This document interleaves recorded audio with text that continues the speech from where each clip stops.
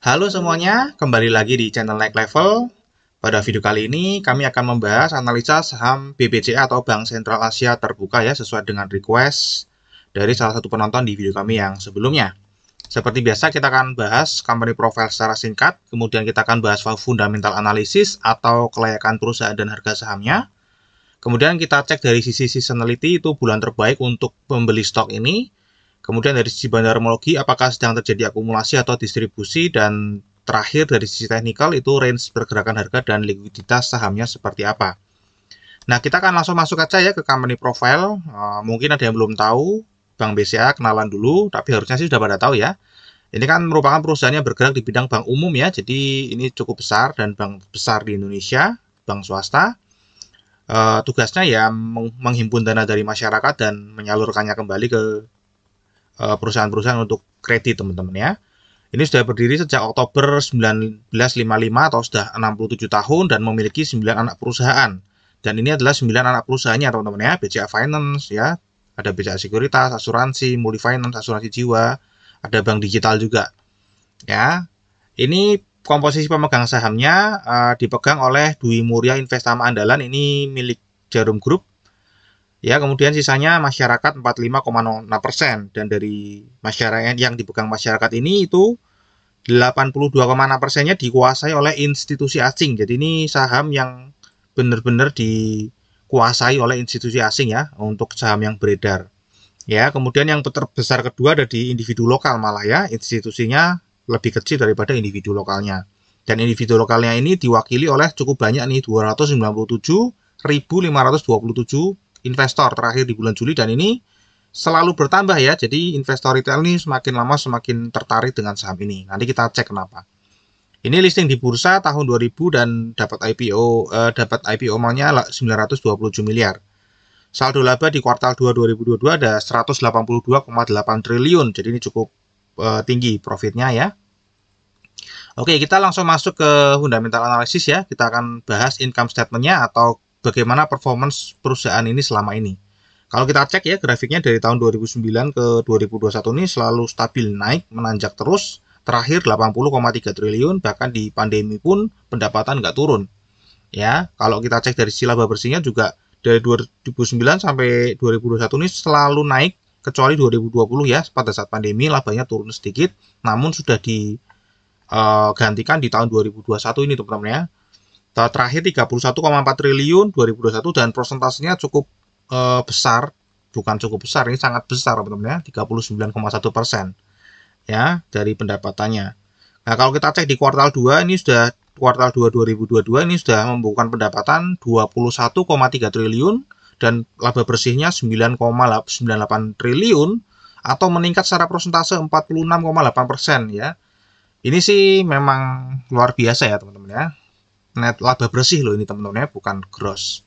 Laba bersihnya 46,8%. Kalau kita cek di semester satunya ya 42,36 triliun, kemudian laba bersihnya 42,6%.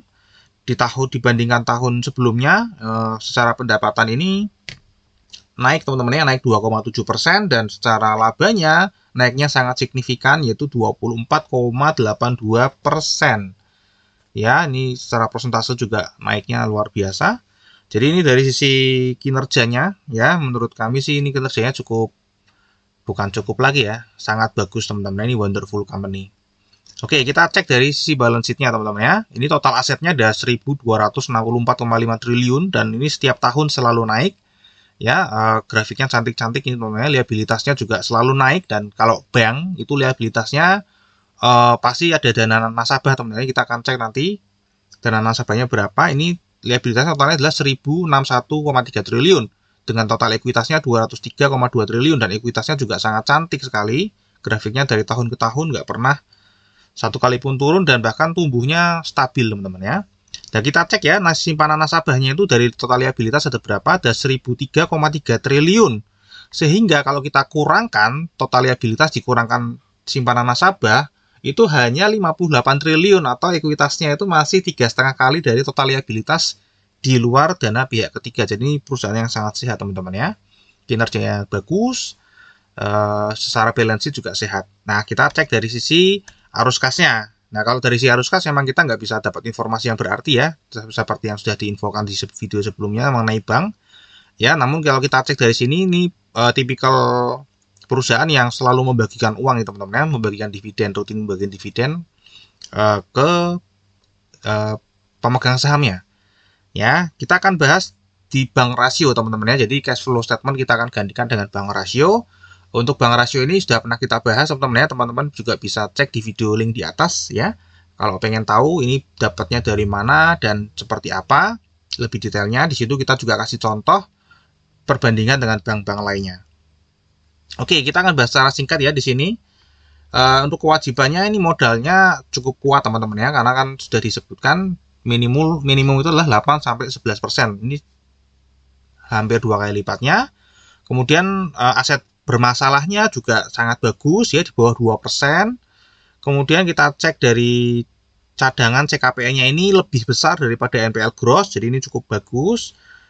Kemudian NPL gross-nya dan NPL net-nya ini kecil teman-teman ya, sangat prudent, sangat berhati-hati dalam memberikan pinjaman. ROE-nya juga besar 19,56%, net interest margin-nya juga standar ya, standarnya. Borrowing efektivitasnya juga sangat efektif teman-teman ya. Dan loan to deposit ratio-nya ini 63,47%, artinya kinerja tadi teman-teman ya, kinerja performance pendapatan dan laba itu hanya ditopang dari 63% dana nasabah yang disalurkan ke kredit. Bagaimana kalau ini naik lagi teman-teman ya? Tentunya akan lebih hebat lagi. Namun di satu sisi kalau misalnya LDR-nya naik, tentu saja likuiditasnya juga ikut turun teman-teman ya. Jadi ini bank yang liquid teman-teman. Kalau dicek di perbandingan di video kami yang sudah kami tayangkan di video yang sebelumnya, yang tadi di link di atas itu, maka Bank BCA ini termasuk bank yang likuiditasnya paling bagus teman-teman ya, dari sisi likuiditasnya. Oke, dari secara bank rasio ini sangat bagus teman-teman ya. Nah, kalau secara dividen ini juga rutin sekali membagi dividen, bahkan setahun selalu rutin 2 kali membagi dividen sejak tahun 2009. Ya, ini terakhir dividennya range-nya dari tahun 2016 sampai 2022 adalah 35 sampai 111,4. Kalau ini di April ini kita harus bagi 5 karena ada stock split teman-teman ya. Harga saat ini 8.200 ya. Jadi yield-nya itu 0,42 sampai 1,35%. Ya ini sih hanya mirip kayak bunga tabungan teman-teman ya. Jadi logikanya kalau kita punya tabungan di Bank BCA dan dananya memang nggak dipakai untuk jangka panjang, ya lebih baik dibelikan sahamnya saja. Karena kenapa? Bunganya tetap sama. Namun tapi ada potensi untuk mendapatkan capital gain teman-teman, dan nanti kita akan lihat bagaimana capital gain-nya. Oke, sekarang kita akan masuk ke pertanyaan fundamental ya. Seperti biasa kami akan bantu jawab, tapi silakan kalau teman-teman punya pendapat yang berbeda. Apakah fundamental perusahaan kuat? Tadi yang pertama dari sisi kinerja selalu stabil dan bertumbuh baik dari sisi pendapatan maupun laba bersih. Ya. Kemudian dari sisi balance sheet, posisi ekuitas berada di 3,5 kali dari total liabilitas ya. Jadi perusahaan ini sangat sehat ya. Tadi sudah dikurangkan ya liabilitasnya dengan total dana nasabah. Dan kalau kita cek dari rasio banknya tadi, perusahaan ini memiliki modal yang cukup kuat ya, kelihatan tadi ekuitasnya 3,5 kali dari itunya, kemudian sangat prudent dalam memberikan loan dan efektif dalam operasional. Nah, kesimpulannya sudah pasti teman-teman ya, BBCA ini fundamentalnya sangat kuat. Nah, kemudian kalau kita cek ya, udah dapat nih jawabannya fundamental kuat, apakah serta-merta langsung beli? Ya kita jawab dulu pertanyaan kedua, apakah harga yang ditawarkan market saat ini layak untuk dibayar? Nah, kita cek teman-teman ya. Ini adalah price to book value BBCA selama ini teman-teman dari tahun 2009, dan kalau kita lihat ini harganya cukup tinggi ya, price to book value-nya paling rendah itu ada di 3,4 kali tahun 2016. Setelah itu nggak pernah turun dari 3,4 kali, artinya ini memang dihargai sangat premium ya oleh market teman-teman ya. Dan kalau kita cek di saat ini ya, ini harganya memang sedikit di atas harga biasanya teman-teman ya, di rata-rata. Nah, kita cek di kuartal 2 2022 ini ya, kalau kita cek secara ekuitas atau price to book value-nya ada 202,98 triliun atau per lembar sahamnya 1.634, dan harga yang ditawarkan market saat ini adalah 1.010,8 triliun atau per lembar sahamnya 8.200. Dengan kata lain, kita harus membayar 4,98 kali dari harga dari total ekuitasnya ya teman-teman ya. Dan ini tentu saja naik ya, dari tahun 2022 ini naik. Ini kan kemarin 4,4-an, ini sudah mendekati 5 teman-teman ya. Jadi ini udah nembus lagi ya, hampir ini sudah paling mahal di antara sebelum-sebelumnya teman-teman ya, hampir nembus 5. Jadi ya tentu saja ini harganya sangat premium teman-teman, sangat mahal. Ya, kemudian profit 12 bulan ke belakang 35 triliun ya, atau 284 per lembar sahamnya. Kalau kita beli di harga saat ini, itu akan balik modal secara perusahaan sejak kita beli itu 28,8 tahun. Jadi ini cukup mahal juga ya, cukup membutuhkan waktu yang panjang untuk balik modal teman-teman. Dan kalau kita cek dari sisi yield-nya, karena tadi rutin bagi dividen juga ini nggak terlalu besar, teman-teman, sangat kecil sekali ya, hanya senilai bunga tabungan saja.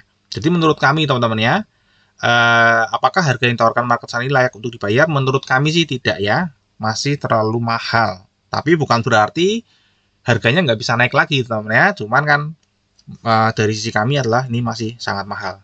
Silahkan kalau teman-teman tujuannya untuk nabung ya, mungkin ini cocok teman-teman. Kenapa? Karena kita lihat nanti di analisa berikutnya, di analisa seasonality ya, kenapa saham ini lebih cocok untuk ditabung ya, bukan untuk diperjualbelikan. Dan ini merupakan salah satu saham yang wajib dibeli ketika terjadi krisis atau terjadi market crash ya yang sangat dalam. Ini wajib dibeli, pasti akan pulih nomor 1 duluan teman-teman ya, dibanding saham-saham yang lain. Dan kalau kita cek ya dari price to book value standard deviation-nya tadi sudah kita bahas sedikit bahwa ini saat ini sedang berada di atas rata-ratanya teman-teman. Jadi rata-rata 10 tahun ke belakang ini diperdagangkan di 4,7. Saat ini masih di atas 4,7 ya, hampir 5 teman-teman ya. Jadi secara price to book value standard deviation juga masih terbilang mahal. Oke. Nah, kita akan masuk ke yang berikutnya, analisa seasonality. Nah, ini kenapa tadi kami bilang bahwa saham ini cocok untuk ditabung. Ya, kalau teman-teman mau nabung saham, kita lihat ya dari seasonality ya. 10 tahun terakhir, ini saham setiap tahun selalu naik, nggak pernah turun teman-teman. Ini 100%, 100% naik terus setiap tahun selama 10 tahun terakhir. Dan kalau kita cek dari seasonality ya, bulan terbaik untuk membeli saham ini sangat banyak teman-teman ya. Ya, paling tinggi ada di bulan Juli kemarin, kemudian terakhir nanti di Desember ya. Jadi ini Agustus ini juga sudah naik teman-teman ya, naik. Kemudian September chance-nya 60%, Oktober chance-nya 70%, bahkan Desember chance-nya 80%. Namun November ini chance-nya cukup kecil ya, 40% teman-teman. Jadi di awal tahun Januari sampai Maret naik terus, di pertengahan Juni sampai Oktober naik terus, kemudian akhir tahun teman-teman ya. Jadi ini bulan terbaik untuk membeli stok ini, cukup banyak teman-teman. Jadi anytime sebenarnya teman-teman. Oke, ini dari sisi seasonality analysis ya. Jadi ini cocok untuk kalau teman-teman pengen nabung saham ya, menggunakan sistem DCA atau nabung rutin setiap bulan ya. Oke, kita akan cek dari sisi bandarmologi analisisnya ya teman-teman ya.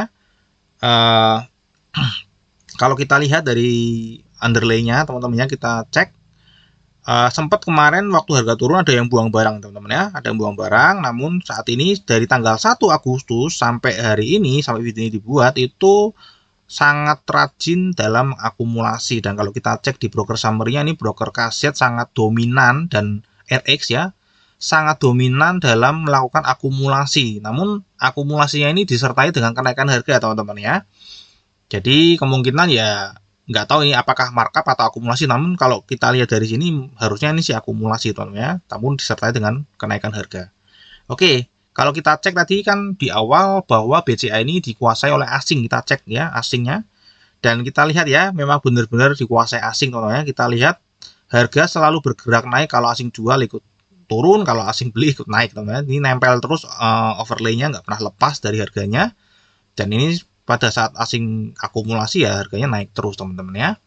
Ini dari sisi bandarmologinya, jadi sedang terjadi akumulasi oleh asing, di mana dia pasti memiliki kepentingan untuk menaikkan harga karena dia pemilik paling besar teman-teman ya. Dan ini apakah berhasil menembus all time high-nya teman-teman ya? Ini sedikit lagi menembus all time high-nya teman-teman ya. Artinya all time high itu ya kapanpun Anda beli saham ini di harga berapapun pasti profit. Nggak mungkin nggak profit, nggak ada yang rugi teman-teman.